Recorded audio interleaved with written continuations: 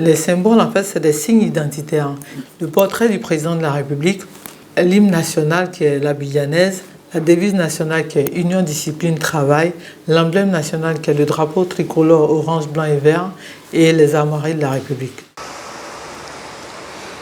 Au-delà de l'info, cette semaine poursuit son immersion dans les différents symboles de l'État de Côte d'Ivoire. Face au phénomène des congés anticipés, la promotion des valeurs civiques et citoyennes s'impose.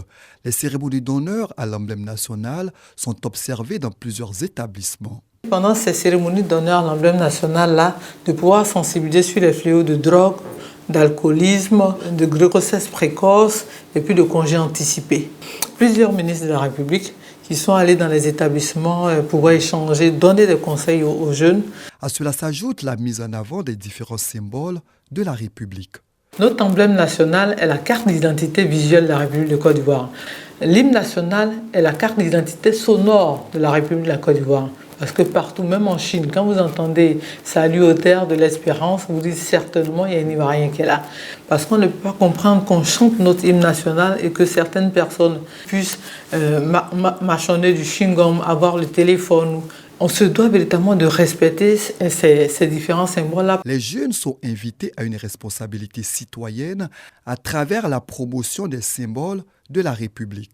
La direction du civisme et de la citoyenneté a en charge de former, d'informer et de sensibiliser les populations ivoiriennes sur les notions de civisme et de citoyenneté. La devise est composée de 3 mots qui résument un idéal commun et la volonté d'œuvrer ensemble à la construction de la nation ivoirienne.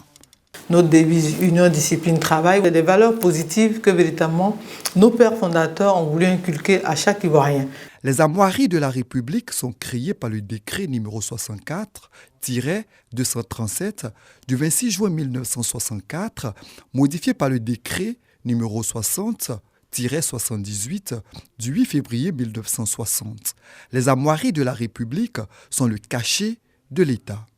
Ces armoiries-là sont le symbole de 2 partis antagonistes. C'était le PDCI-RDA avant et puis le Parti progressiste qui, avant notre indépendance, feu son Excellence M. Félix Houphouët-Boigny allait rencontrer les différents partis politiques. L'un des plus réfractaires, en fait, c'était le Parti progressiste. Mais ces 2 partis politiques-là ont décidé de taire leur clivage politique pour aller accéder à notre indépendance. C'est pour cela que quand vous voyez sous les armoiries, on a le listel qui réunit ces 2 symboles. Parce que d'abord, il y a le logo du PDCI-RDA qui est la tête de l'éléphant. Et puis, il y a les 2 palmiers en or qui désignent en fait le logo du Parti progressiste. Et donc, ces 2 partis-là se sont mis ensemble pour pouvoir créer quoi? La République de Côte d'Ivoire. Et donc, c'est un appel à l'union. Quoi qu'il advienne, nous devons préserver notre pays. Le chef de l'État est le garant des institutions de la République. Et ce symbole est représenté par son portrait. Toutes les prérogatives, en fait, l'amènent à en faire un symbole. Et donc, c'est le portrait officiel du président de la République. Ce n'est pas, en fait, son portrait en tant que chef de parti politique ou quelque chose comme ça. Non, c'est le portrait officiel qui nous est donné par la communication gouvernementale. La mise en avant des symboles de la République dénote de la volonté de promouvoir des comportements civiques et citoyens. Quand on prend le temps de comprendre nos symboles identitaires, on prend le temps en fait, de mieux connaître la Côte d'Ivoire.